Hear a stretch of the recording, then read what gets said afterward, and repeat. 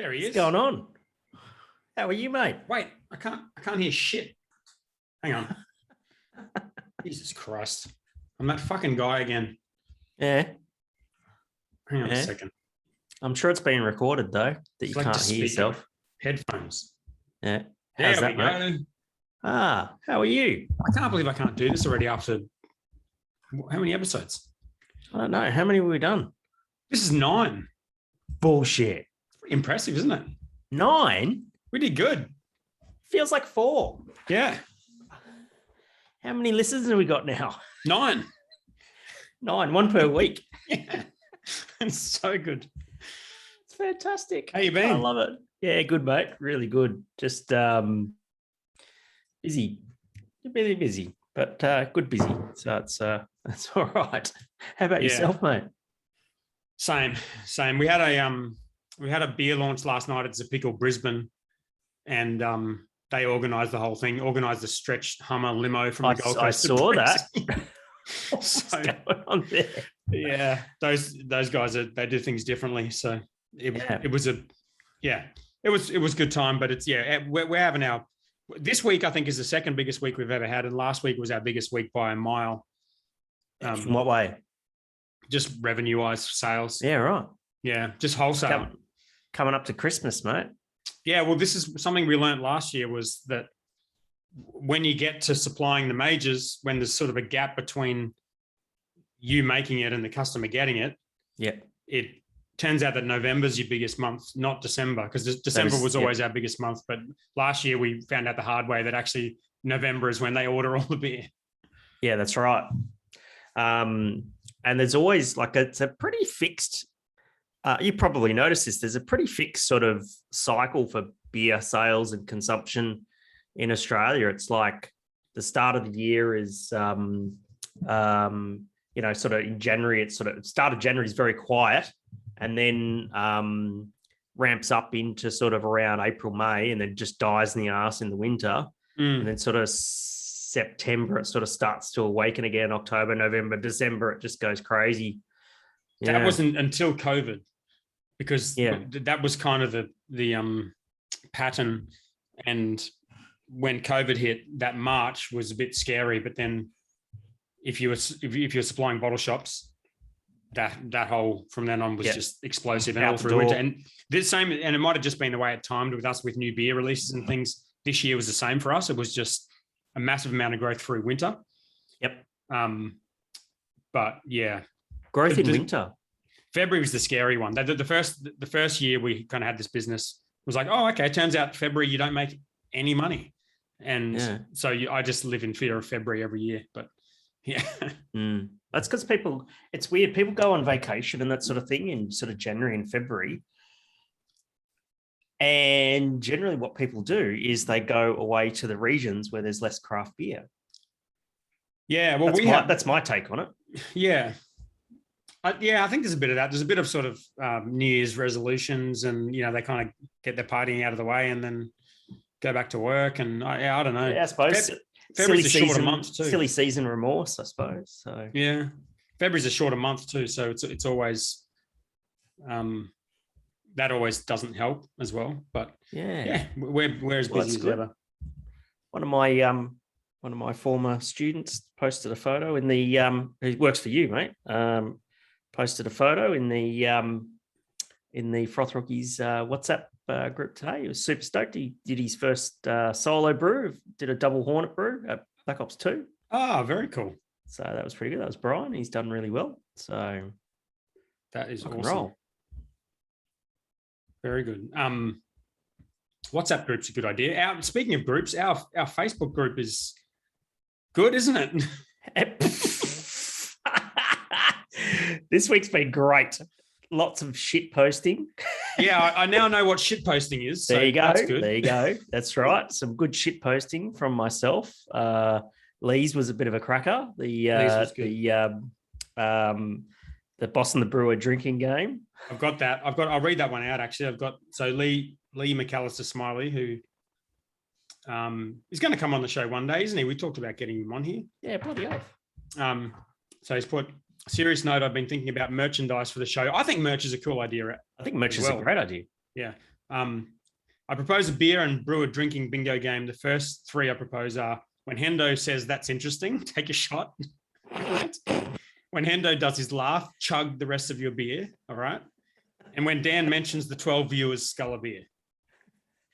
People are going to get really hammered really quickly. Yeah. Thanks for your input, Lee. And there's some other good replies to that too. It's pretty good engagement for a group of 12 people. Hey, it's really good. Yeah. I can just imagine Lee right now. He's just drinking with two fucking hands, just going. Yeah, true. We should do this live and do it via the group. That would be the way to do it. Have him in a little picture up the top right-hand corner if you're watching it on YouTube. That would be interesting. And you're laughing. All right. So we've got the Revel guys coming on in a few minutes, which will be fun. Thanks for organizing that. A few updates before that. You've got a Renovation beer that you've discovered. Oh yes. Oh, I'm so. By the way, this was one of the responses to that thing too. It's anytime you mention renovations, you have to drink. Yeah. Oh wait, we forgot the I've got a beer. The beer. What do you got? Well, we released our red IPA today. It's called Afterburner, our limited release. Yes. And as you know, because of No Hopvember, yes, it's also part of the drinking game. Yes. I can't drink it. So I've got. Can I just show us a picture of the? Show us the can. Yep. So that's the can there. That's a glass of red wine. What the fuck? Well, it's a red beverage, and it's from Tasmania. Black Ops 5, hey? Yeah, Black Ops 5 Tassie. Yeah. I've got this Wedgetail wheat beer from one of my clients in WA, Wedgetail Brewing. Whereabouts today? In Bouvard or Port Bouvard or something like that, just a little bit south of Perth there. Nice. Near Mandurah. I think it's near Mandurah. There was a time when I thought I knew every brewery in Australia, but it's too hard now. Long gone. God, this glass is so fucking dirty. Oh shit! Oh, this is a shit post waiting to happen. Look at this. Look at this glass. Wait. I'm gonna take a photo. Oh my god, that is horrendous. I'm shit posting this right now in the group.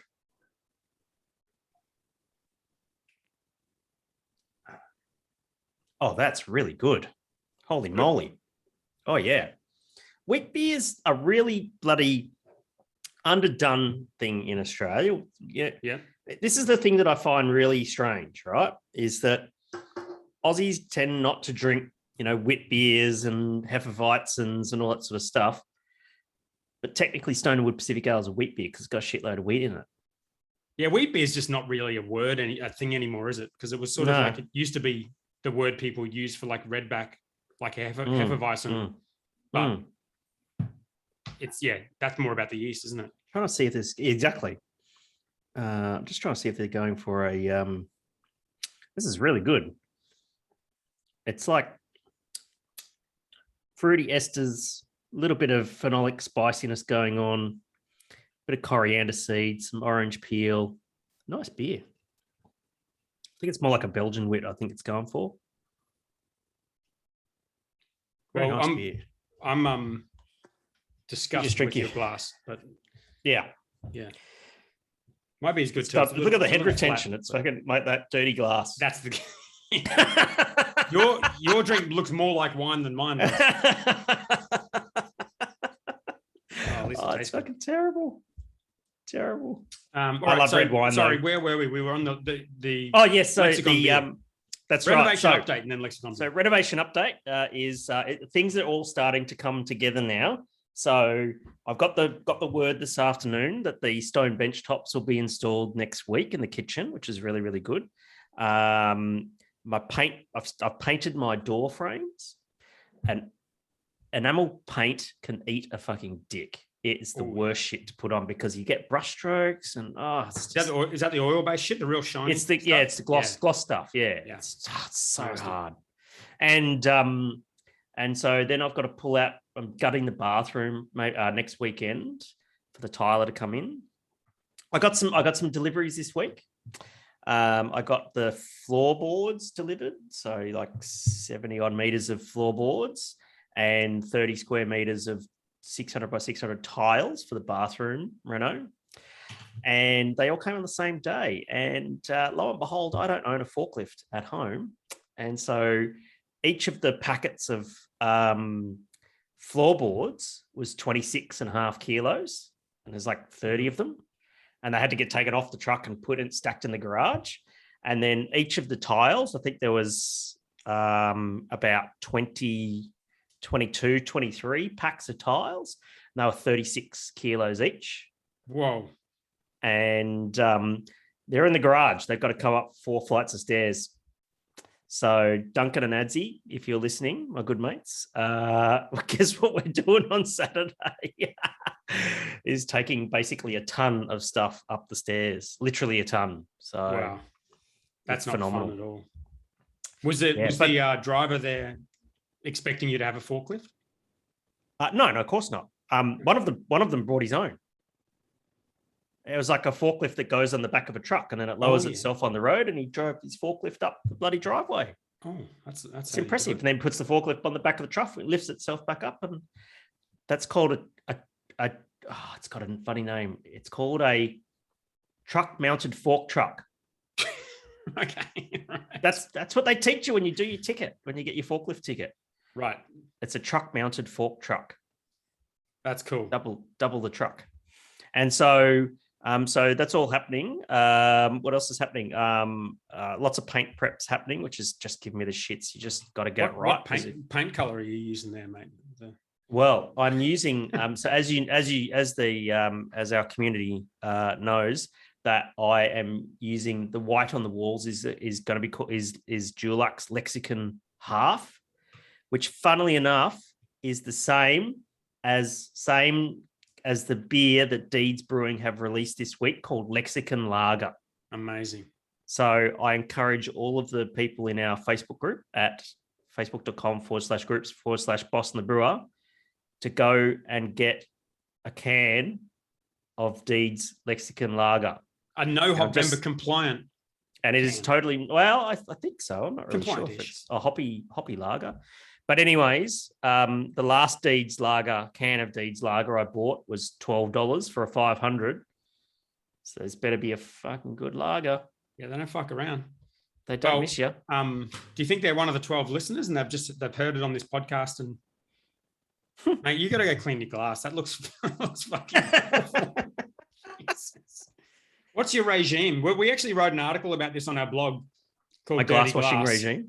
Yeah, because I see photos like that in the group and it makes my blood boil. Just chuck it in the fucking dishwasher. Yeah, true. I do the same. That's it. I got given some of this special stuff that they use in bars and that sort of thing to take all of the scale and that sort of thing off. So I should probably be using that, but I'm lazy. It's just me here, So that's fair. Chuck it. You're letting the team down, but that's fine. All right, Matty Cuthbert is on here. Is he? He's on here. Oh, should we let him in? Or sure. Is Flex there? He's not. He can't be far away. Oh, we'll let Matty in and see. So we actually got a few questions in the group. So we've got the guys from Revel coming on because we thought it'd be fun. They got a few milestones coming up. We've got Matty Cuthbert and Matty Flexman, or Matt and Flex. Yep. And if we don't get Flex, no, Flex is coming. He's coming.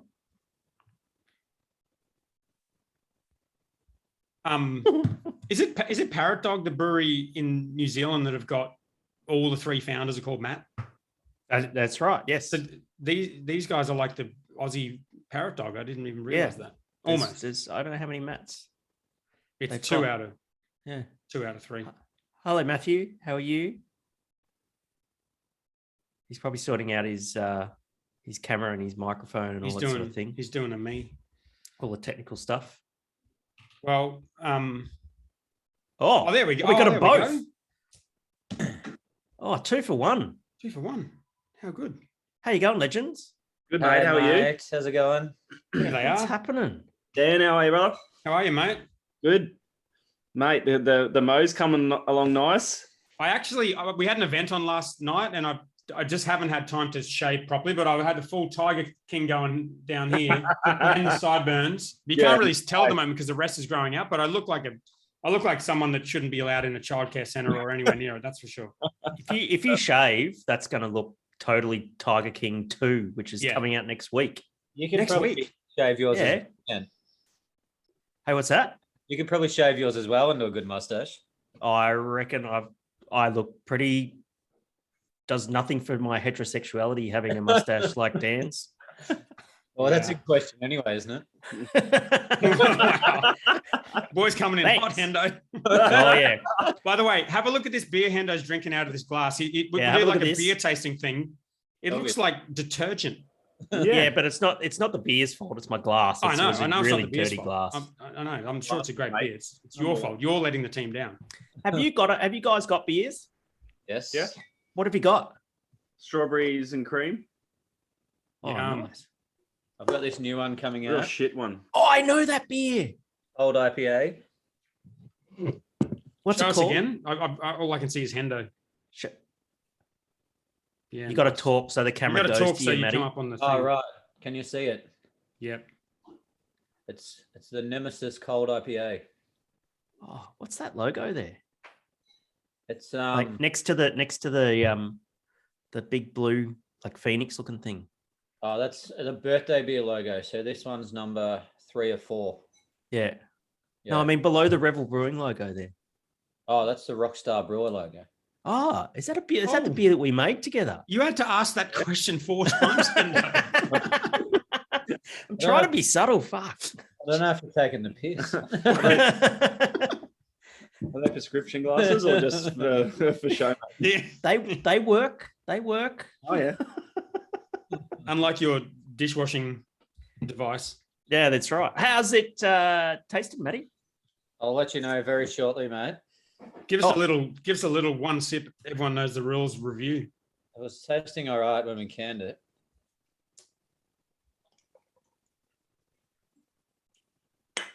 That's a nice glass you got there too. Tulip. Nice and bulbous. It's tasting good. Is it hopsy?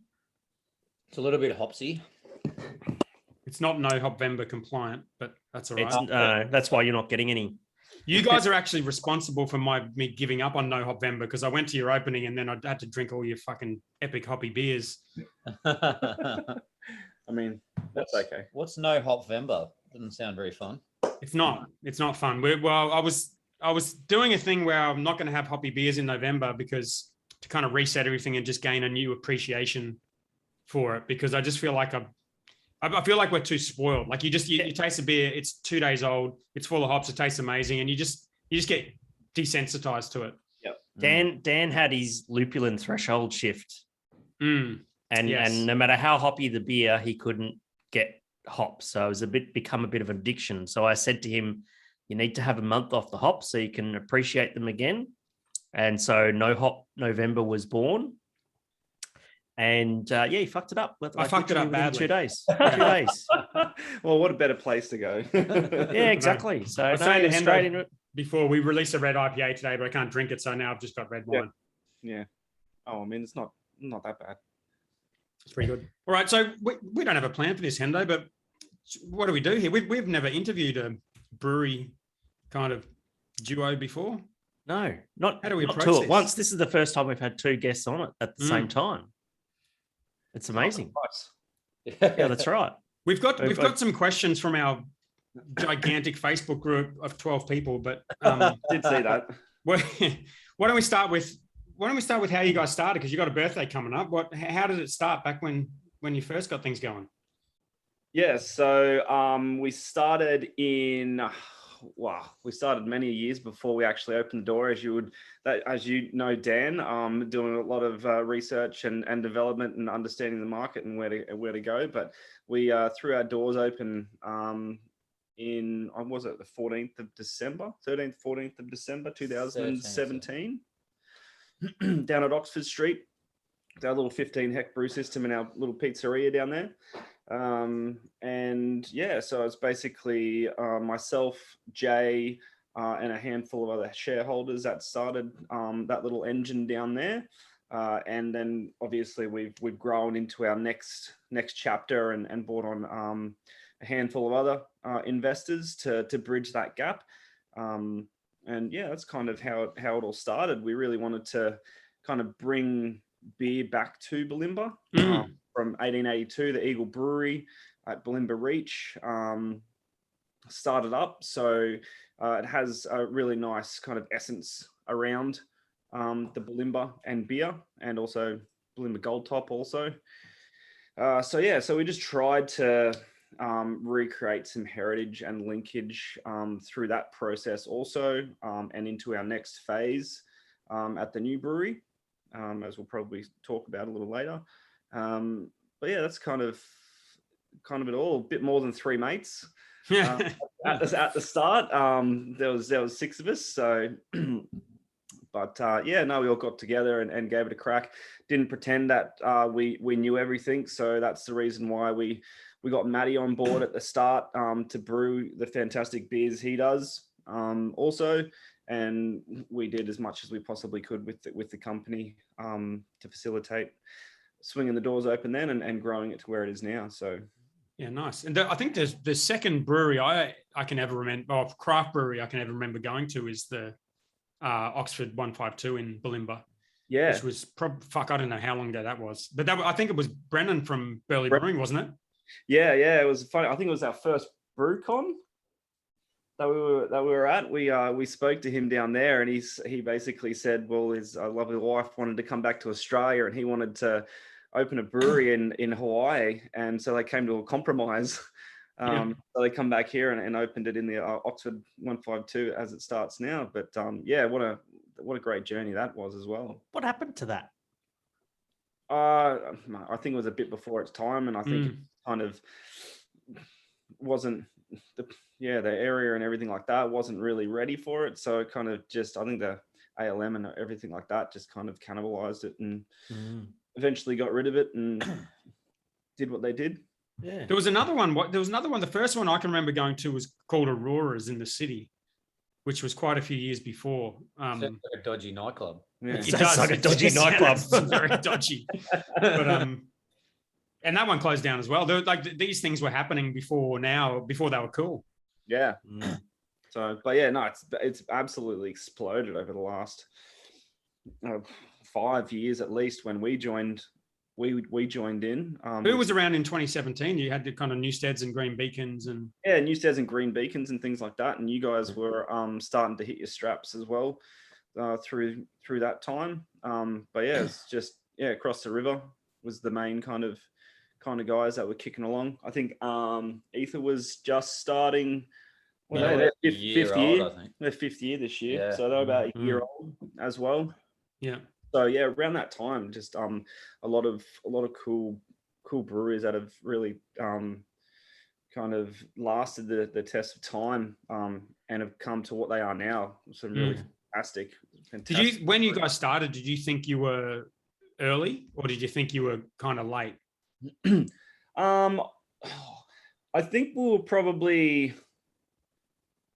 I don't know if we really looked into it that much. I think it was an opportunity that just came over that period of time. We probably would have launched maybe a year earlier if it wasn't for a myriad of things of DAs and all the processes and everything like that trying to get us to that point. But I don't think we really were like, well, if thought that we were earlier. I think it was just a really nice time in the market where some people had been leading the market for 3, 4, 5 years. And then you could actually see that kind of uptake in the community and everything like that of what actual craft beer indie stuff was. And then I guess from then to now, we've just seen a massive explosion in that side of things as well. And you weren't always called Revel, were you? No, we originally swung the doors open. Well, not really. A week before, we were Malt Brewing Co. Oh, that's right. Yeah. Yeah. So we did that, but then got a little letter from the line Nathans. The malt shovel. The malt shovel. You didn't like that? They didn't like that. Not at all. But we built a really good relationship with them, actually. with a couple of their like lawyers and IP and everything like that. And they kind of took us down the journey of how the IP and how kind of people may construe it and all this type of stuff, and helped us come out the other side with a better understanding also, and did a lot for us in relation to helping do searches and guide us in certain directions of kind of naming and everything like that. And we'll kind of, I think we went through about 150 names from in this like 1 week period. What? Yeah, we just sat down and brainstormed and had all types of bits and pieces and things going on and crazy stuff. And then we kind of just came to Revel as from kind of a Kings of Leon song of revelry. And we were like, well, what's this kind of mean to us, and how can we kind of have this name that's going to transcend generations and ages and all this type of stuff as well. So we kind of came to the Revel as the definition in itself is to enjoy oneself in a lively fashion whilst drinking and dancing. That sounds a lot like Bolter when you describe it like that. Kind of, just on the other side of the fence though. So we kind of just, that was a kind of an essence behind it, so people could actually get a hold of it instead of just a ingredient. It's a much better, it's such a good brand. 150 alternative names. Do you remember any of the shit ones?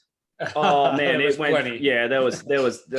I cannot remember it. I probably got a photo with 100 post-it notes on walls, like different categories, different sentiments behind things, and all this kind of stuff. So Yeah. It's just it kind of eventually, like we left that brainstorming just absolutely dumbfounded and had no direction, and then You would have been started fried. just 3 or 4 days of mulling around and things like that. Certain things popped up and people started talking, and it kind of came to that, and then we were like, yeah, that's pretty cool. I think it's a great brand. I always love a good brand that's just simple and you can just say it. I always think it's important to just be able to say it in a conversation.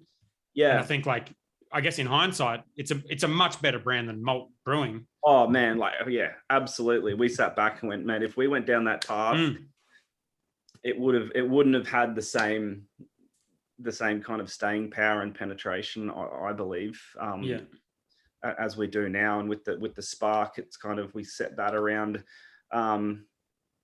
the start of something and growing into something. There's a spark, and that is growing through our branding as we move away from certain elements of the original design, just to put focus on the actual spark itself and let that stand out. And if people understand that spark without anything around it, then we've done our job.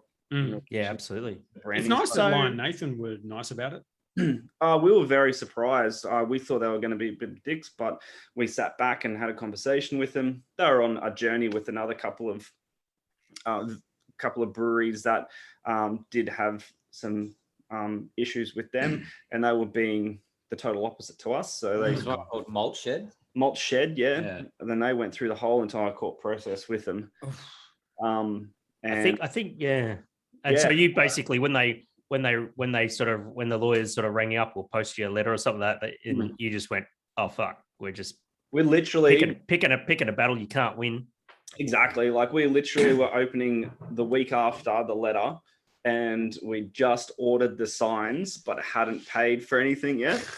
So we signed up on everything, and literally that day we're like, stop everything. So we opened with absolutely zero branding or anything like that for probably about 4 to 6 weeks, I think. It was fun going out trying to sell beer, and they're like, what's your brewery called? I'm like, we don't have a name. Like,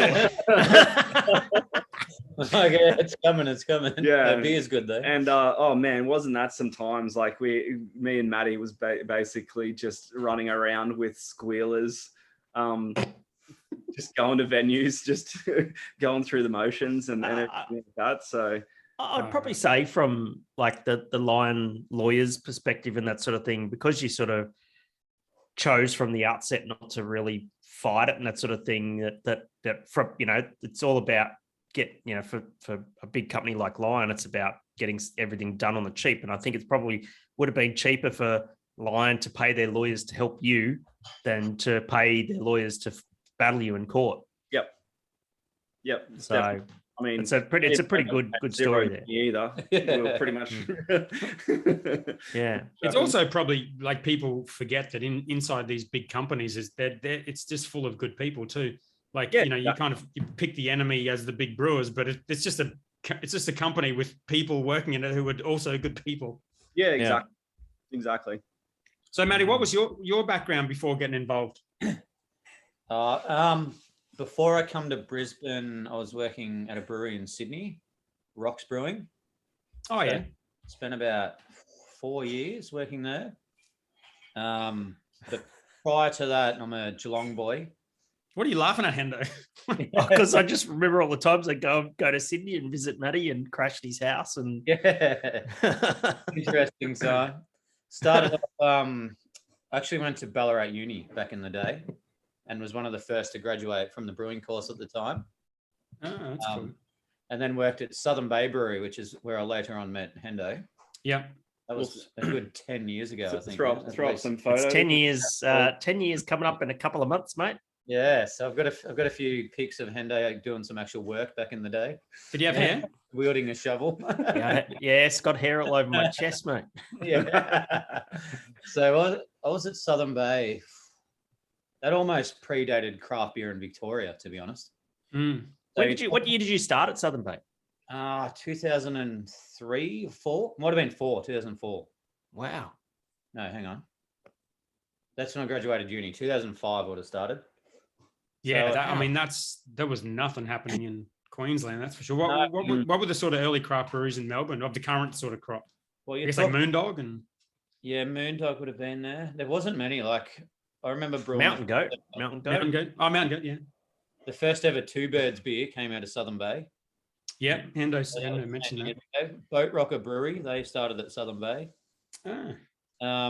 But in terms of what was already there, Prickly Moses down in the Otways. That's where I used to work. Yeah, where Hendo was with Luke. Yeah. Holgate, they were around. Mm. Yeah, there wasn't many though. So, and then obviously the bigger ones that ended up getting sort of swallowed up, like Matilda Bay, that sort of stuff. But it was pretty early, and then more and more sort of started to kick off. Back in those days, it was so expensive to sort of buy the brewing kit. So a lot of brewers would use a brewery like Southern Bay to start off as a contract brewery, and then brew a batch and try and launch it like that. Whereas it's sort of changed now. Most brewers sort of start up a little brewery with a tap room. That's sort of how they get their start. I think the contract or gypsy brewing has sort of slowed down compared to what it was. Yeah, and the equipment's it's a bit more known now. I know when we started, like we got on Google, we couldn't find anything. We had no idea how to buy equipment. Like Guz was literally just on Alibaba sending us messages late at night being like, is this company legit? We're like, I don't fucking know. Who knows? Going to get back from China or wherever it's coming from. Yeah. Yeah, it's different. Yeah, that was the real early days. And then I worked there long enough to get long service leave. Wow. So I think I left and I was about 26 or 7. Went traveling around Europe, did the whole Europe thing, and then had a little bit of a break from brewing. Then worked at a little craft beer bar just out of Geelong, out in Mount Dunedin. So I worked there for about a year, and that's actually where I met my wife, Emma. She was my boss. Continues to be. She mustn't have heard that. She's in the background. No one should say something. That was good. Oh no! Oh shit! Oh fuck! You've done it now, mate. Where are you guys? We're just in my lounge room. Right. Okay. All right. We'll try to keep the swearing down, Hendo. Yeah.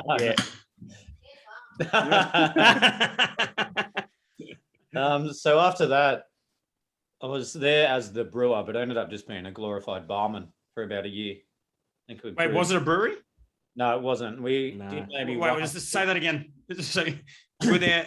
You were there as a brewer. The plan was to put a little brewery in, but it didn't. Oh, I see. So we did develop a beer, which actually became quite popular in the area. It was called the Calypso Paleo. It actually went quite all right. Nice. That beer was banging, man. good back in the day. So we brewed that. I think Prickly Moses was the first batch. Then we did a batch or two at Cavalier with Hendo. Yeah, Cavalier was a name I was going to mention because they were kind of doing the thing back then. Pretty early, and then they put a brewery in sort of the suburbs of Melbourne, out in Derrimut. Just pretty pretty industrial sort of area of Melbourne. And they hosted a whole heap of different contract brewers, and you were brewing out there, weren't you, Hendo? Yeah. So I owned a couple of tanks in there, and so did Kaiju and Killer Sprocket, and lots of brands. Really was a real incubator for a lot of brands. Cavalier, and it was interesting times, but hard work at Cavalier. But did you, Matty? Did you have any sentimental feelings when the Southern Bay got shut down, or not? Not really. It's, to be honest, I think the writing was on the wall for a fair while. I'm surprised they actually lasted this long. They just kept happening as it went on. More and more sort of shit go wrong. It was a very old brewery. Yeah. If you ever went there, you just wouldn't fathom that that's how you'd make beer compared to seeing a modern brewery. Tanks that were the wrong shape. You used to have to get inside them to clean them, like all sorts of OH&S issues. The bottling line was the bottling line was like 60 or 70 years old when it was an old soft drink filler, the bottling machine. Quick though, like 40 head filler. I think it pumped out 160 a minute. 160 bottles a minute. Which is not bad. Wow. It's a lot quicker than my current canning line runs. Yeah, you'd save some money on canning stuff. Probably. Yeah. We had this beast of a pasteurizer that was probably the size of a tennis court. It was massive. And it was loud. Oh, yeah. Remember how loud it was? Had this bed that you go and then go back and go make this awful noise to pick up the bottles and slide them forward. Wow. It was horrendous, but yeah, it did the job. Oh man, we got up to some shit when we were working together there. It was so much fun. But yeah, dropping pallets of. Remember that time I was driving the forklift, and I was just like driving the forklift, unloading a B double of glass bottles. Just there must have been like 50 or 60 pallets of glass, and I decided that day that I was only going to make left turns on the forklift, and so. So when I got to the to drive into where the bottles were stored, and you actually had to make a right turn to turn in to park the pallet of glass, but I wasn't having any of that, so I did a 270-degree left turn and went quite fast, and tore the plastic shrink wrap around the pallet and dropped 1,100 stubbies all over the floor, and it was loud. Like it was 50 meters across the other side of the building where the brew house was. Yeah. And people would just run over and go, what happened? What happened? It's like, oh, yeah, Hendo's been a fuckhead again. And you blame their equipment for them going out of business. Yeah. Yeah. Sounds like staff problems. Oh, look, it was a very relaxed attitude, Matty. What do you reckon, mate? Yeah. Well, I went through lots of different stages. Yeah. Its life cycle. Obviously, the equipment was dated, but we actually made some pretty good beers out of there at times. A couple of gold medal beers at the ABA's come out of there. Yep. Which was pretty like the Boat Rocker hot beer. That was amazing. Awesome. I don't know how they brewed a gold medal lager with those tanks, but anyway. That's amazing. It was a very good place to learn, because pretty much anything that could go wrong did. And if you can make good beer on a brewery like that, you can make good beer anywhere. Right? Absolutely. It was just such a challenge. I probably take it for granted how much easier it is with the, but yeah, but so many different breweries, as I said before, and different brewers have cycled through there. A lot of good brewers have come out of there. Yeah, was there and gone on to do good things. So yeah, I guess that's very cool. The Hendo, I mean, we want to get into the new site, the River Makers site, but do you have any more questions about the early days? I just wanted to ask how Matty wound up finding the crew at Revel. That's a good question. As I said, we're living in Sydney for 3 or 4 years. Emma and I are both good country folk, so while we enjoyed our time there, we both sort of got sick of living in the city. Hendo, you crashed at our place a few times with various friends and whoever else might have been there. So we're living in a tiny little apartment in Marrickville. It's like basically a concrete box. So it was good and homely, but we got to the point where we decided, I sort of thought, what are we going to do now? And we'd recently been up to Queensland. My uncle lives on the Sunshine Coast. Had a holiday. I'm like, oh, it's so nice up here. So I sort of thought, oh, rather than move back to Victoria, where we're from, why don't we explore moving up north? And then just started looking for jobs. And I was keen to, rather than go somewhere that had already sort of been established and make other people's beers and that sort of thing, I was keen to go somewhere new that was starting off. So at the time, there was about 3 jobs going up here. Well, there's a few breweries starting, as we mentioned. So there was Revel, Helios, and then another brewery in Noosa. So I applied for 3 jobs and got all 3 of them, which is good. Yeah. Wait, were you working as a brewer in Sydney? Yeah, that's what I was doing in Sydney. I was like, I'll become the head brewer eventually. Yeah, so sort of thought, oh, let's do this. And then met the boys. So I first spoke to them like this in a Zoom meeting. Well, it would have been something different at that time. Would have been Skype, probably. Skype or something. Yeah. MySpace. And then actually flew up and met them all, and we had a bit of a barbie. I think we had a couple of red wines, if I recall. Mate, I think we had a couple of everything. Oh dear. Worked too well after that dinner. Actually, after that dinner, I don't know how I ended up working for him, but Go on. Yeah, so it's actually the first time I ever met them properly was BrewCon down in Adelaide. Oh, that's right. So as you do at BrewCon, it turns into a bit of almost like a festival, catching up with all the brewers. Straight Yeah. up, wasn't it, when you won the trophy? No, it was the night before. Was it the night before? Of course, we'd had a few beers over the journey, so I was a bit dusty when I first met them. Right. Yeah. Nice. And what was the main deciding factor to go with Revel over the other 2? We sort of had a look at the location, wanted to live and work somewhere sort of central. So being in Bulimba, obviously I didn't really know Brisbane at all, but it sort of looked like it was central, I guess. We ended up living in Newstead, so sort of in the guts of everything happening. That's where I used to live. That's where I used to go to Bulimba, because you could just get the ferry across. Yeah. It's so cool. So Helios was a bit out of town. That's sort of out in Ronga and at the time, as I said, Revel was a bit of a blank canvas. They had a bit of an idea for what sort of beers and that they wanted, like style-wise, but it was sort of all up to me. Whereas Helios, a couple of home brewers were involved and wanted to be the brewer. So they already had about 8 or 10 recipes written. Yeah. So that was made a big, I guess, factor in my decision. You get to sort of create the beers from scratch rather than recreating someone's home brew. Yeah. Which has become great. Their brew's great, but yeah, that was sort of part of the reason. Have you seen Flex Homebrew? Flex Homebrew? I have. He's not very good at it. Terrible. Like I said, that's why Have you considered getting one of these? Well, I mean, if they're given to you, I reckon I could get one. Oh.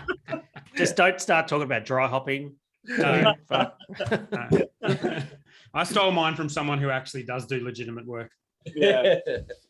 No, oh yeah. I didn't really know too much about craft beer coming into all this whole stuff, and I've probably annoyed Matty to the nth degree over the last 5 years of just sucking the information out and looking over his shoulder and coming in with kind of blinkers on and going through the process of the whole entire brewing cycle from grain to glass with all these different elements. It's like, how much do you want to go down a rabbit hole to understand the process?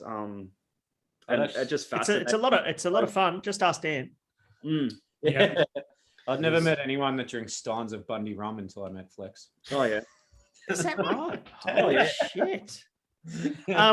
So what's your role, Flex, within Revel now, mate? So I started as basically everything: sales, delivery, logistics, all that type of stuff. And then as the company grew, I kind of went back to more of the sales side of things from where my background has been. So now I am the sales manager, and I've got 3 great reps under me: Scotty, Brent, and Joz. So we cover from Sunshine Coast down to the Northern Rivers now.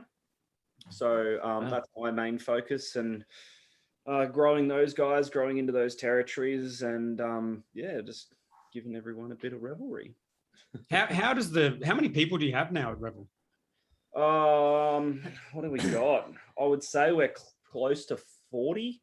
Yeah. And how do you have like a proper kind of org structure and things? And yeah, to a certain degree, we have a pretty flat organizational structure. Yeah. A few key kind of guys in the head positions, and then we've got the hospitality side as well, which is a large component, as you know. So they kind of sit side by side and filter down from there. But we usually run a pretty flat structure. Everyone kind of has access to everyone. Yeah. For all their needs and things like that. So. Nice. And so the new site, I know it's probably not new to you guys because I know you've been there for a long time and you're probably planning it forever, but it's new to customers coming in for a beer. So how did all that, obviously you outgrew Bulimba pretty quickly and you started looking around at growth opportunities? Well, we kind of didn't. So Hendo. What? It was you that was the first kind of point of contact in this whole entire story. So, looking at Hendo, it looks like he doesn't know this. No, I know the story. I'm trying to act surprised. Okay. He's a better actor than he is at cleaning his glasses. Yeah, that's it. So the developers, BMI, those guys were acquired this site, and they were looking to create a bit of an artisan precinct, similar kind of things to kind of the Grounds of Alexandria down in Sydney. And they were looking for a brewery to be one of the main tenancies in there. So as the rock star brewer is, everyone kind of knows him, and found his number and spoke to him, and just look at his pose right now as well. Oh, no, he's enjoying this. He's acting pretty cool. He's enjoying this. And I think they were just asking what kind of who was around and who they should have a talk to, and Hendo kind of put him on the road to say, well, we're just down the road. We got I believe we had some pretty good beers and everything like that going at that time, and the conversation was kind of struck up from there. So we just had a kind of brief conversation. I think it was it would have been early 2019, I think it was. Yeah. So like realistically, we're only just over a year or so into it. We weren't really thinking about expanding at that stage. We were looking to hit that max capacity of that the first 200,000 liters, and then grow from there. Yeah. But we definitely did have a trajectory that we were going to hit that probably in the next 8 to 12 months on that side of things. So we did start having that conversation, and my background is in also construction. Also, so they were kind of like, well, we're going to open this in the next 6 months, so can you get your brewery ready and let's go? And we're like, well, okay. Sure. Well, just pull one out of my pocket. Ask a question about that. So why were you interested in the opportunity if you weren't looking to expand? Was it more about you saw what they were doing, you're like, oh, fuck yeah, I want to be part of that? Yeah, it was just looking at the whole entire precinct itself and what their vision was for it. In our original business plan, our next expansion was going to go and reinvigorate a heritage listed building. And we kind of looked at the Bulimba barracks that were up for sale and redevelopment at that time. But now that the town planning and everything has come out over the last couple of years, from that side of things, it wasn't going to facilitate a large enough brewery for us to expand into. Whereas this site here was heavy impact. So we could move straight in there and do what we did on that side of things. So so it kind of all blends into our original business plan. And like I said, bringing brewing back to Bulimba, and then moving on to a heritage listed building as well. And it's just a great history around that building in Australian Australian kind of culture and Brisbane also. So originally, I think it was around the early 1900s, where the Australian government decided after World War One that we needed to arm ourselves instead of purchasing arms and relying on other countries. So they started an armaments factory in Melbourne, and they got a gentleman, DeBavy, who was a microbiologist, was it? I think so. Microbiologist and brewer. And brewer, yeah. So, and he started the Swan. He was a Belgian guy. Belgian guy, yeah. And he started the Swan Brewery, also the Carlton Brewery. Yeah, right. As well. So they commissioned DeBavy to basically create a brewery in this building. And what they were going to be doing was getting molasses from Central and North Queensland and spreading the risk profile, if anything came to Australia, across the east coast. So from there, it was basically they brewed an 8% wash. Yep. From molasses, and then there was a acidifier house next to the building that we're actually in, where Low and Slow is. That was the actual acidifier house, and so they tipped this alcoholic wash on the ground and added certain minerals and chemicals and bits and pieces, and it created acetate of lime, which basically became a solid white brick, powdery type of substance. And they crushed that up, send it down to the armaments in Melbourne, and it went into all the ammunition for World War One and continuing on after that. I'm so confused. What is it? So what is is it like gunpowder? Yeah, pretty much. Yeah, I think it was like a mechanism that went into the firing pins or something like that. So that's it wasn't crazy. It's a calcium. Okay, it says here it's a calcium salt of acetic acid. Yeah. So they're brewing it just for that purpose. Yeah. So that's what they did to start it off with, and then they added towards the end of its life on that side of things, they added a distillery section to it, which is what Beauvais Distillery is now on site if you go there. And then they used to make ethanol and everything like that to run the postmasters' vehicles, motorbikes and all that type of bits and pieces. What? That's so cool. And then I think it was an army base, an army mechanics base and a naval mechanics base. I think the US Navy was there, and we've got some beautiful murals in the actual brew house that are heritage listed. Wow. That are still there from when they took residence in that place. And I think it was about the 1960s, 1970s. It came to be a immigration center for Europe, for Australia and Brisbane. So about 300,000 immigrants came through there during, I think, about 15 to 20 years. And then from there, one of the residents, which was gentleman Hans, so Hans Smallgoods.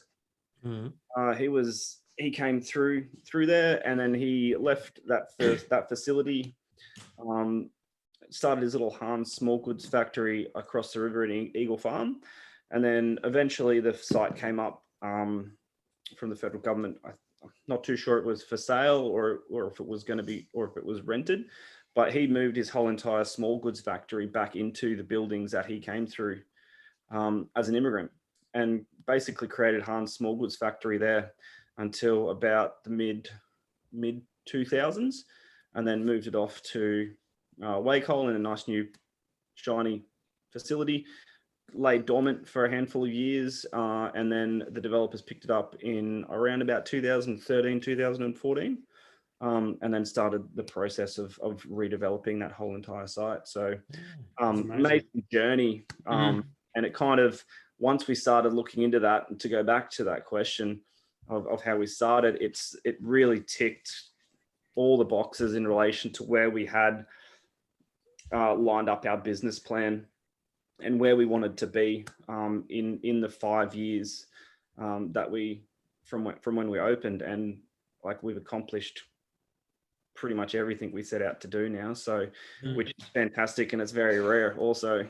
Yeah, that's an amazing story. Hey, because I remember I got that phone call from the property developer, and he originally wanted to speak to Chris Domagalo, who's a brewer who brewed for me down in the Brownstone Brewery in Melbourne. And he goes, "Oh, can we talk to him about building a brewery?" I'm like, "Why do you want to talk to him?" He's like, he lives in Melbourne, you know. And they sort of explained the site, which I had no idea because I don't know Murray or that sort of thing, but I know where Murray is, obviously. But then Morningside.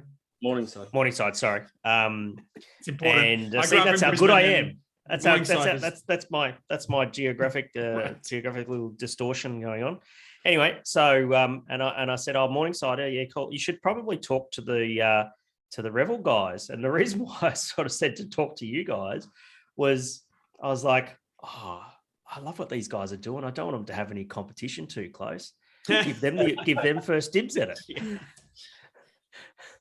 Yeah. So that's how they ended up getting in touch with you guys. So yeah, it's so cool what Brisbane has done. Like it's just crazy to think this site, because it's such a fucking epic site. Like I was blown away when I went there. Yeah, it's so crazy to think that, because I grew up in Brisbane. All these sites like that, and like the Felons, the Wharf, whatever that's called down there, Howard Smith Wharfs. Yeah. Even South Bank was like that back in the day. Like it was all just industrial and unused before Expo. Yep. And then it's still continuing. Like all these sites, just magically a place that no one ever knew was even there. It's this epic location that was obviously just sitting there as a factory for years and years and years. I didn't even know. I grew up in the area as well, like in Cannon Hill and things like that. And I didn't even know that factory was there when it came up, and talking to the community. How could you miss it? There's a big giant fucking smokestack. Mate, there was a massive hill in front of that. What? That's disappeared. Are you shitting me or no? Really? Yeah. What happened to the hill? Shit. Yeah. It got flattened. Wow. Okay. Yeah. That makes no sense. They created it flat industrial space. I know that they can flatten hills and that sort of thing, but that must have been a bloody big hill to miss a bloody big smokestack like that. It was quite large. Yeah. That's good. Are you guys stoked to finally? So there was getting the kind of deal and then making it all happen. You've been brewing there for a while. Are you kind of stoked to have it open? And what's that process been like? Because I know there was some kind of bottlenecks and whatnot. Yeah, definitely. So we kind of, we launched into it, and we kind of took the risk on because we knew where we were going to be in X amount of months. So we took that risk on and dumped a whole lot of money on a new brewery and everything like that. And that was in February 2020. Oh, yeah, nice. And then we all know what happened in March. So we just basically just picked ourselves up on the floor and said, fuck it, let's keep going. Because we're going to need it anyway. So we'll just keep pushing ahead. And that's what we did. So have you kind of had the finance and shit sorted by then? You had the stuff and... Yeah. It was basically turn the key and ready to go. And we would start the process, then put on all the orders and everything like that. It was just kind of the formalities coming along that path from what there. What did you guys think when all that happened? Like, did you just think we're fucked? Yeah. I think yeah, definitely. It was a real hard time. I think it was really hard for everyone in relation to that, because it's never happened before and people didn't know how to react or anything like that. They didn't know how long it was going to last for. It was just this massive confusion. But did you think about not going ahead, or was that not really an option? We definitely did. But we thought that with that site and the opportunity that would present to us, and what we believed our brand was and what we actually wanted to bring back to Brisbane and the brewing community, it would be very remiss of us not to try and push forward in that. Again, like I said, we needed to do it. We would have been held back at the gates, and we possibly would have lost that site, and we would be brewing in an industrial estate, which didn't fit with what we believed we would be doing. And so, did you have investors coming in at that time? Yeah, we had all the investors and everything like that. Kind of everything was pretty much signed, sealed, delivered, and everything was kind of steaming ahead. And then we just had the hard conversations in relation to, we're going to go ahead with this because we believe that in X amount of time, everything's going to come back, and the opportunity lost is more detrimental than the risk that we would be taking on over that period of time as well. So I guess the only real risk for us was the site and the rent on that site and things around that building. Again, the outlay of a new canning line and brewery and all this type of stuff, we needed that anyway. Yeah. So we weighed up the risk, and we just said, "Yep, let's just do it." Like we just put everything on it, and it's come out the other side absolutely better than we ever expected. It is an amazing site, and even before the bar opened, the space where the two sort of sections of the building where the brewery and the packaging hall are just stunning. I haven't seen the brewery because I was absent. But you're a brewer. You're supposed but I had to brew check that sort of shit out. I was handling the dry hop back at BH2 on the collab day.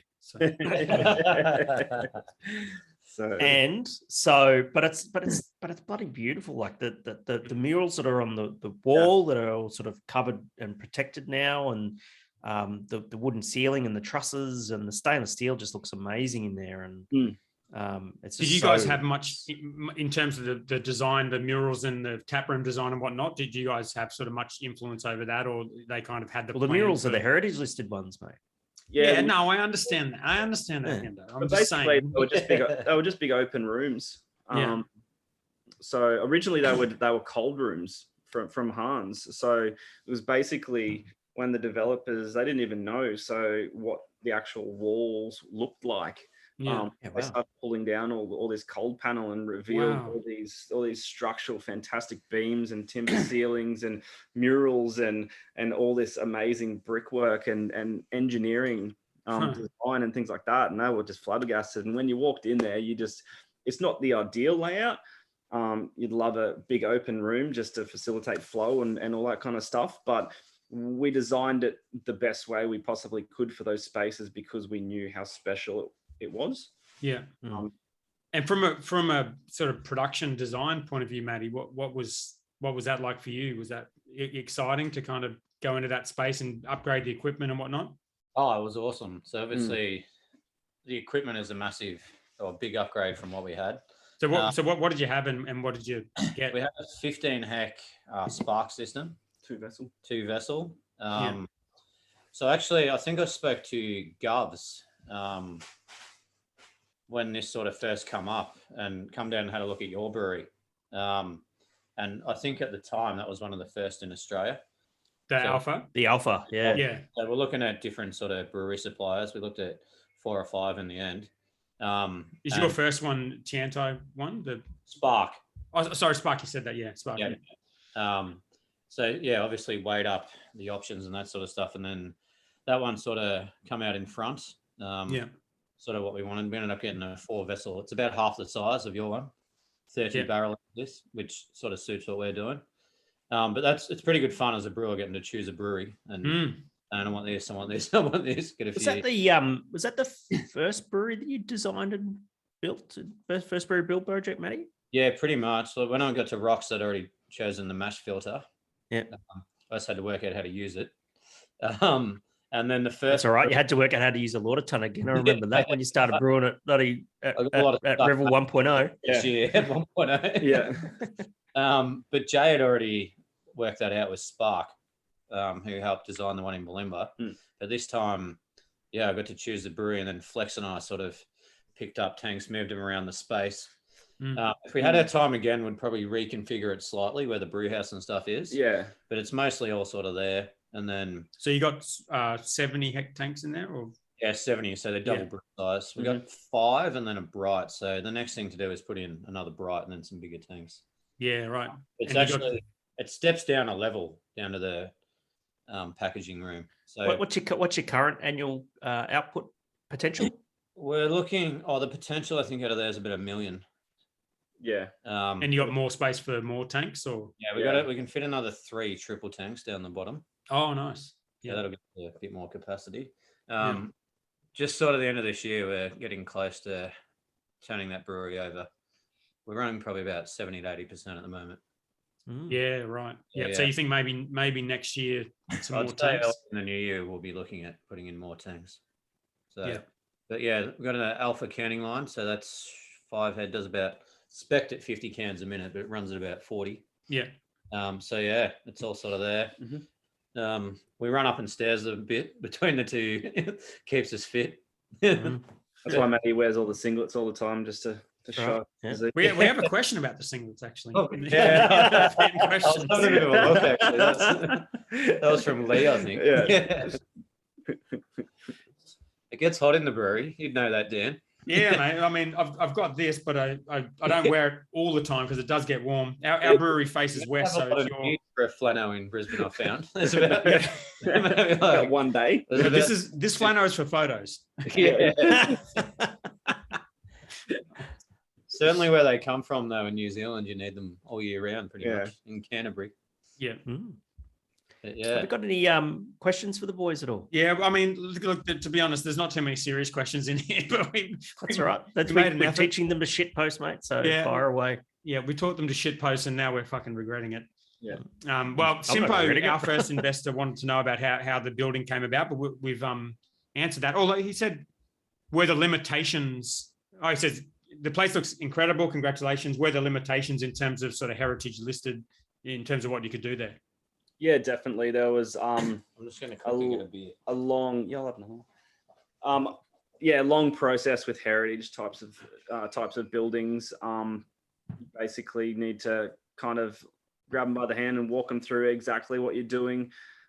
As general DA types of processes, as you probably know, Dan, and pretty much every other brewer out there, there's a bit of a misalignment for everything. It's the same across that type of department also. But so you have an architect working for you, or BDI or architect and everything like that. But because of the building, because it's not our building, the developers themselves had their own architect and also started the process with heritage on that side of things to actually do stuff for that site. So there were very much limitations in relation to that. Needed to keep things certain spacings off walls for visual aspects, all that kind of stuff. Fixings are all done to spec based upon the heritage and all that type of bits and pieces. So if you, in our tap room, if you look at the way that it's designed, 90% of everything is off the walls. So we've got corridors that run back down around the toilets and also through the kitchen area and things like that as well, just to get that building structures off walls so people can see the brick and inspect it and go through that whole entire kind of heritage process as well. So majority of that was figured out with the developers. But again, putting our BA and everything like that and the DA in for the tap room was probably the most tedious one. And was there any kind of major compromises in there, or was it just kind of, you had to do things slightly differently?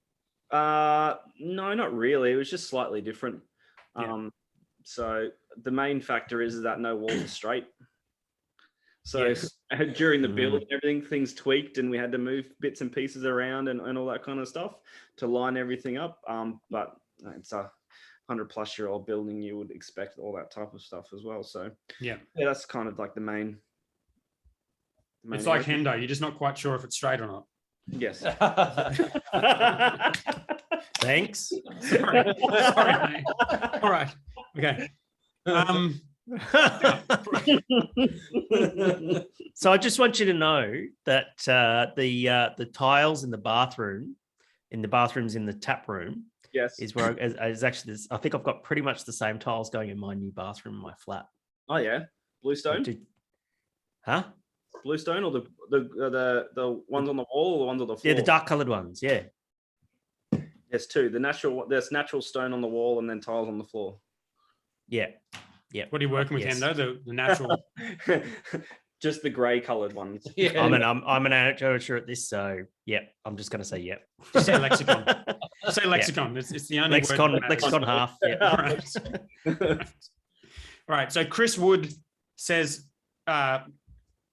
serious question, which is nice because I guess you assume it's going to be a shit question. I'd love to know more about your awesome recipe development process.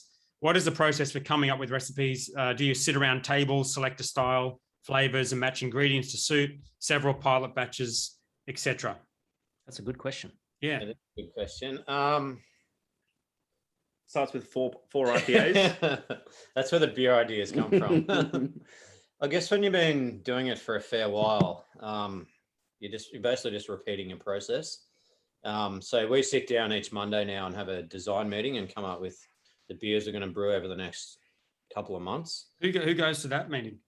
There's 4 or 5 of us now. So it used to be quite ad hoc, where it was me back and forward with Jay on email, and then occasionally someone else would get involved, depending what it was. So we've tried to formalize it a little bit, because we were pulling our hair out with the process. So we actually dedicate at least an hour a week to it, to sit down and go through the next release of beers. And is it just brewers? No, it's not. It's cross section. I obviously represent the brewing team. There's Flex from the sales, Jay, and then a couple of others. So we sort of have someone from each department of the brewery. And then we have a designer who does all the artwork and stuff. So we ping off an email to him each week based on what we're trying to do. But then in terms of the recipes, sort of depending on the beer, like we brew a lot of sours now. We've spoken on our podcast, the base beer or the process is almost the same each time. Yeah. And it's coming up with the fruit or whatever. So it does what it says on the can. So Flex is drinking a strawberry and cream at the moment. Or he was. I was. So we do a lot of stuff like that. Yeah, that's fun. So you're like, all right, we got the sour. So how do we make it a strawberry and cream? So that one's obviously a lot of strawberries, and you put a lot of lactose in it. So it does what it says. And then we do a mango macadamia. So that's basically that beer is excellent. Mango wheat bar. How the fuck do you get macadamias in a beer? You got to stand there and roast a lot of macadamias and then dip them into the tank. Bullshit. Are you serious? Or was this a serious question? That was the audio equivalent of a shit post, Hendo. I could just see you standing around a fucking open fire roasting macadamias. Part of the challenge coming up with all these beers is to actually source the ingredients. So macadamia, we find a company that turns it into a syrup for us. So they go through the roasting process, and then it's basically a syrup. So the mango is a puree, the macadamia is a syrup, and then it's got a little bit of coconut, which is it comes as a puree as well. Nice. Yeah, that's a delicious beer. So we recently did a Margarita Ghoster. So I had to find agave, which was quite challenging. So I found health food shops sell like agave syrup that you, for whatever reason, use it as sweetener or whatever it is. Yeah. So we found their supplier and contacted them direct. Like ordering like 400 kilos of agave or something. Straight from Mexico. That sounds expensive. Yeah. But to answer the question, I guess based on what you've already done, you've sort of got an idea of base recipes, and then you sort of tweak it from there. So we do a lot of single hop beers as well. Yeah. So the base beer for that's almost always the same. Just how you utilize the different hops. So we just did one with Eclipse, which is the new Australian hop. Yeah, that was the one that fucked my no hop Vember. Oh yeah, that definitely would have. So that came out pretty well. Banging.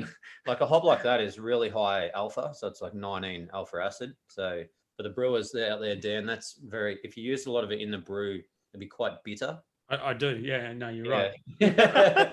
So we put just, but not so much in the dry hop, Dan. Yeah, but you know that, but you know all about dry hopping. I know all about that. I don't know what are you guys doing? It's not a Coach Dan how to brew fucking show. Okay. He's got that coming. He's got the plano, man. Fuck. But I guess we've still only got 2 brewers. So I don't really have time to pilot brew and do all that sort of stuff. So basically, you put your balls on the line and just go out and making it. Yeah, it's a stressful job, and I know you're gonna laugh when I say that because I'm saying as if it's my job, but it is just. It's like the weight's on your shoulders, isn't it? You put the idea out there in many times before you even can taste the final product. So it's just like, holy shit! I hope it's going to be good.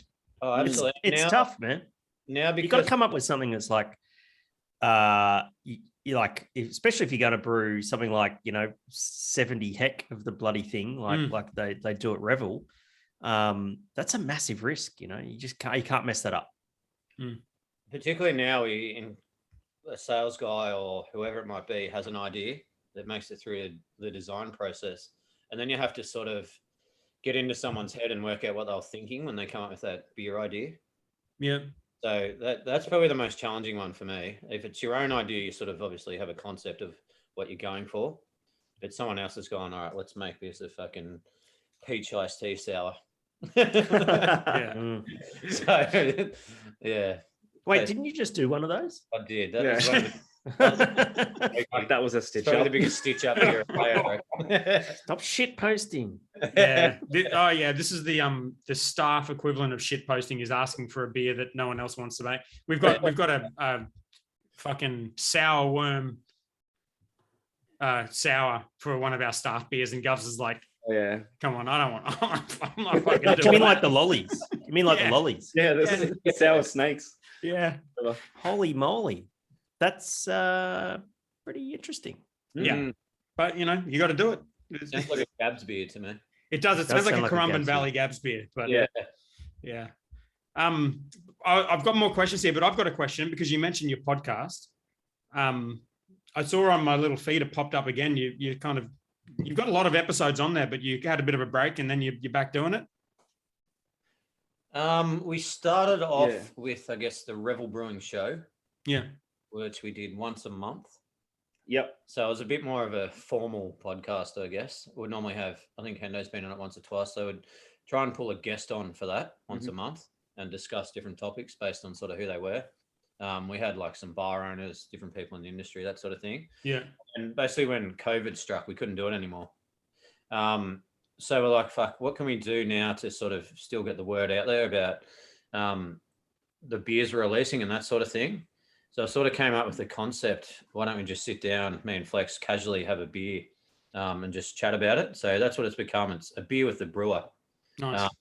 Some are a bit sort of more expensive than others. Can we get the budget to splash? You can probably notice the no expense spared one on the Margarita Ghoster. So, but we have had a few people on that as well. So we do quite a few collab beers. So we've just brewed the birthday beer. So we're talking to Govs, Eddie, Smokey, and Hendo about coming down to do a podcast with all of us about that. Nice. So that one's obviously a bit bigger. We're doing it at the Oxenden Tavern, mate. No, I think it's going to be at the Bavarian Beer House, isn't it? So we're going to have a Stein. At Coomera? Yeah. Yeah, sweet. Well, we can work out that. That sounds good. Cheers for the invite, but go on. No, you're welcome to go if you like. You couldn't make the brew day, so I think you're brewing. Interested. True. Yeah, I'm brewing that day. Yeah. Well, I keep it going. I think it's awesome. The more podcasts. Sometimes it's just me and Flex in the beer garden. Other times, if we can rope someone in, we'll sit there and I guess they're a bit more involved. Yeah, I think it's just getting out there, explaining the beer to the punters, and just having a good time, kind of thing, through that whole entire Corona process that everyone had to go through. So it's just kind of connecting to the community. Nice, I love it. I think the more content from people who are making the product, directly from you, like I think it's there's not enough of it, I don't think. So I think it's Good on you. There's another question here from Chris Wood, which is I never like answering this question because you just get asked this all the time and I never have a good answer, but we'll see if you guys do. If you had to drink one beer for the rest of your life, what is it and why? Oh, that question. Yeah, it's always the fresh one. I think you touched on it before. The reason why you've gone through the no hop member. Bintang. Bintang. Never get fatigued. It's got some great memories. Pilsner beer. Staying on a tropical island drinking bintang. I think so. There's a shit posting version of an answer. That's good. Yeah. I mean, from what I've drunk over the course, it's like there's two beers that really stick in my mind. One was our Russian Imperial Stout from 2019. I don't think you could drink that forever.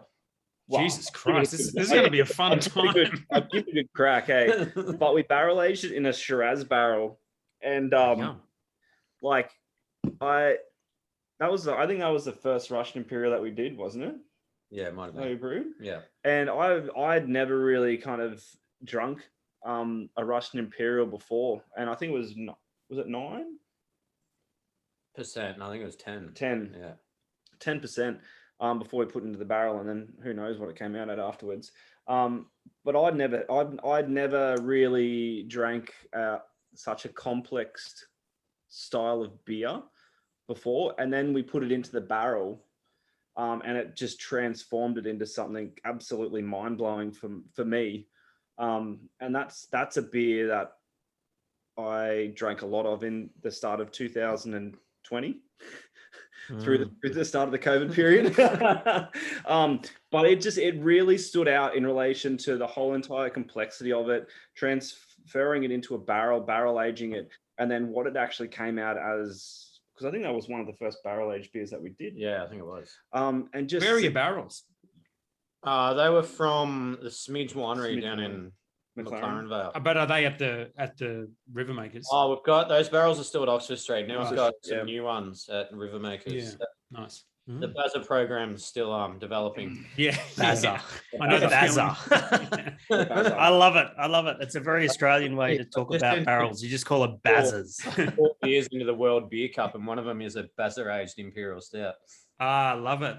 Get out. Very good. Let's go judging that. Did you enter the World Beer Cup? Yes.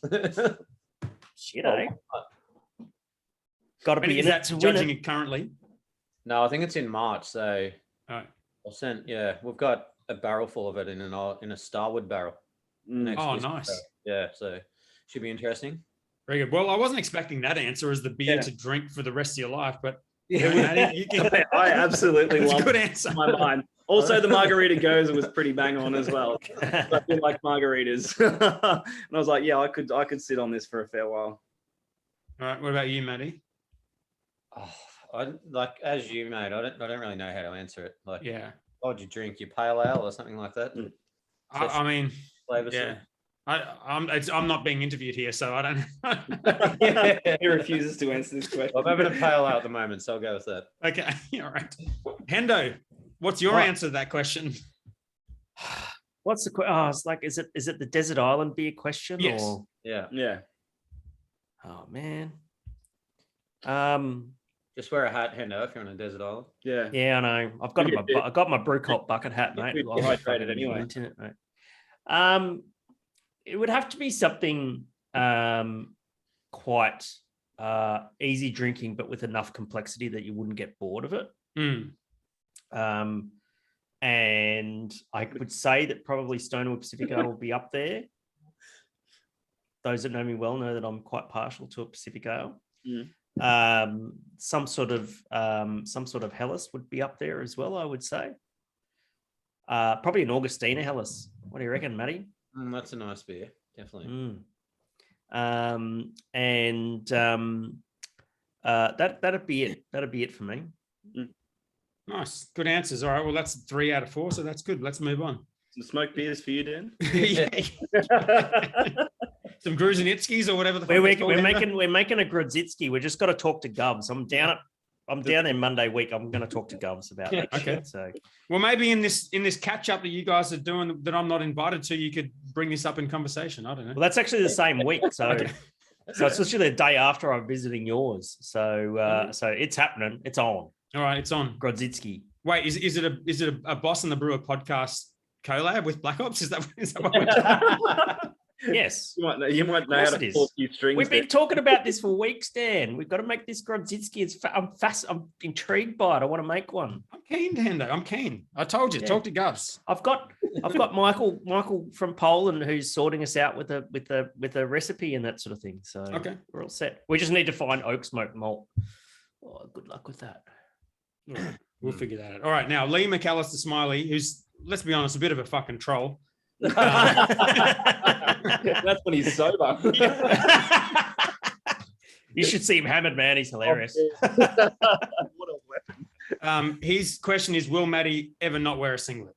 Well, I'd probably not. Okay. Yeah. He's from Victoria. And is it a singlet or a tank top, Matty? That's more of a tank top, isn't it?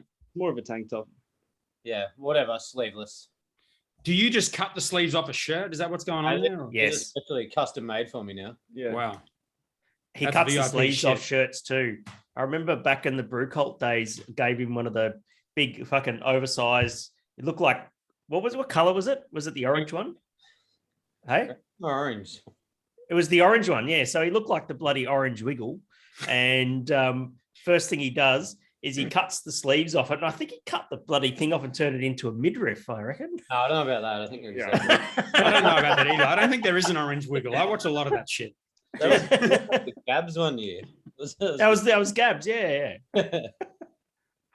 2015 Gabs, that was when all that shit came out. So Luke Miller says, everyone knows zero alcohol beers are fucking shite. Oh, well, I should read these questions before I put them on the podcast, shouldn't I? All right.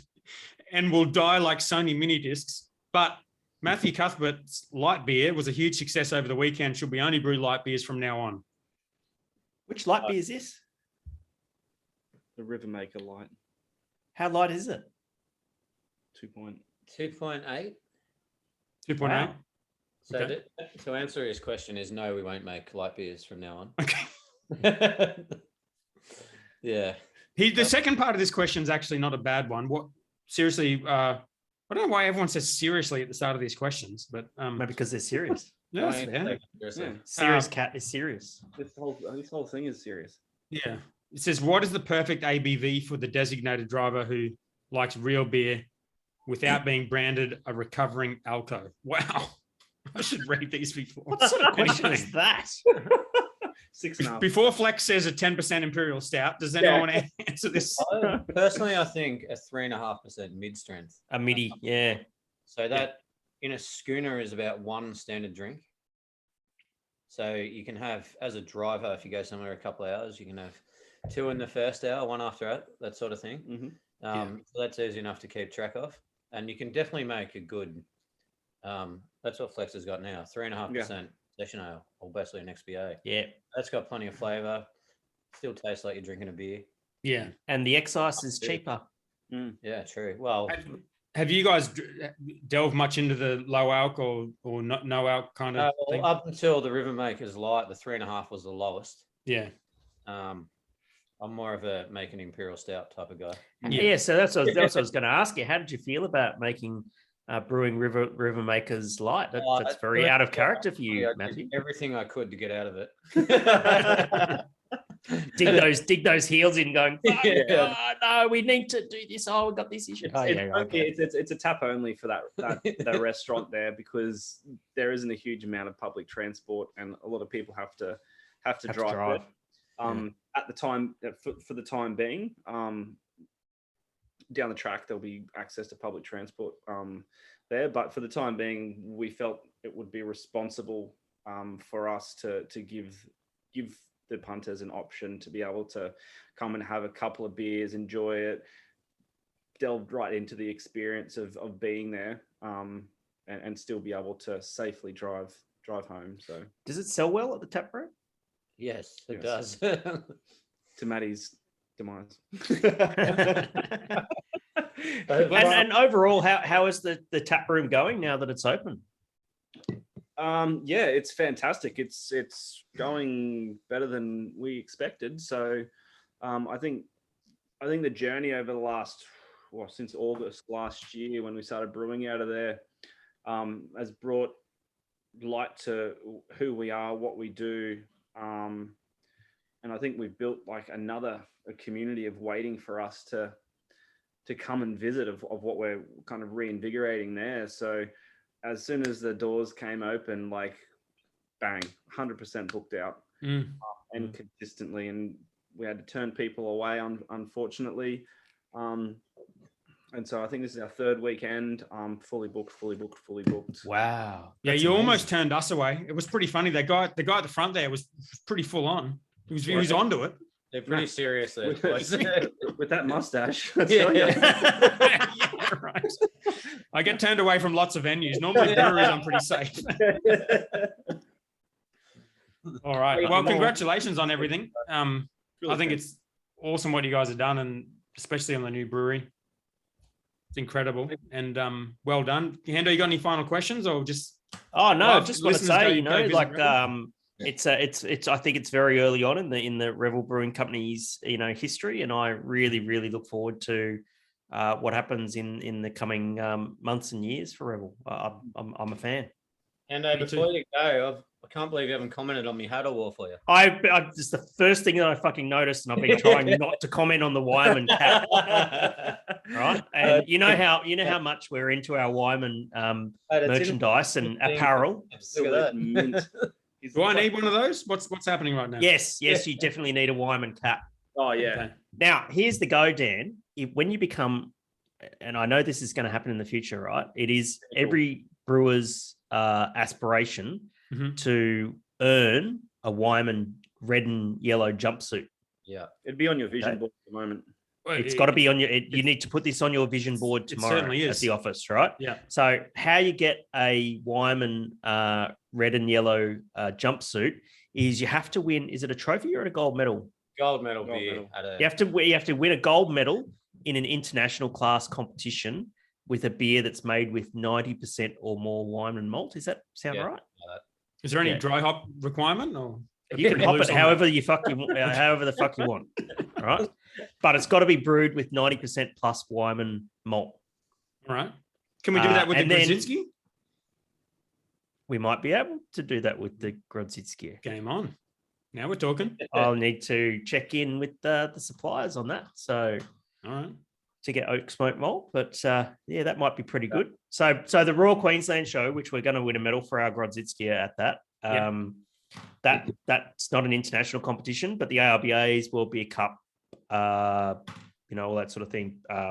That's where you got to win the thing. So we can send the really hard to the get. Abers. We can get we can rebrew it for the Abers, I think. Yep. So let's give it a red hot go, mate. Keen, I want that Wyman jumpsuit, and if I have to win it with you, I'm fucking doing it. I don't care. Wow, don't make it sound so bad winning it with me. There's no better one. No better around that you'd be able to. Because Matty and I have tried. We've tried and not succeeded. If we do it together, Hendo, you will never fucking hear the end of this. The end of your days. You will wish you had an 11% Imperial Stout on your deserted island, because it would just be sick. Yeah, just knock me out. So Matty and I have tried, because we did the Requiem Pilsner at Southern Bay back in the day to try and get a Wyman jumpsuit. And we've both got a really good relationship with the crew at Wyman, and they won't just fucking give you one, no matter how friendly you are with them. That they are really coveted. Yeah, that's it. You have to be a really good brewer to get one. What about the hat? Went about 3 years ago of changing 3 of my beer recipes to 100% Wyman just to enter them. Yeah. I was sure the Pale Ale was going to win a gold, but I think it's. I felt inspired since we went to Bamberg, Matty, and we stayed at that Airbnb where my bedroom window overlooked the Wyman maltings, and I was like, I just need the jumpsuit. That's it. I think the hats though, Dan, you need to work there to get one. Work at a brewery? Well, Matty had to lift a 50 kilo bag of malt, because you know how malt comes in 25 kilo bags. So Matty lifted a 50 kilo bag of malt. Lifted a lot of those bags, as you know. Yeah, but the 50 kilo bags, which they only send to Russia, which Matty tried to get sent to Australia so that he could. Still working. I've seen him lift one. Veins popped out of as his, if the his 25k temples. bag is not enough of a health and safety risk. 25 kg bags of pussies. Whoa! as he says that with his fucking guns right out the front like That's that. it. That's why he has no sleeves. Can't fit him in. Oh wow. Okay. Well, thanks, boys. Good times. No problem. Cheers, luck. legends. Thank you very much for having us on. Yeah. We'll see you guys soon. Cheers. All right. Cheers, See you Take it guys. easy, legends. Cheers.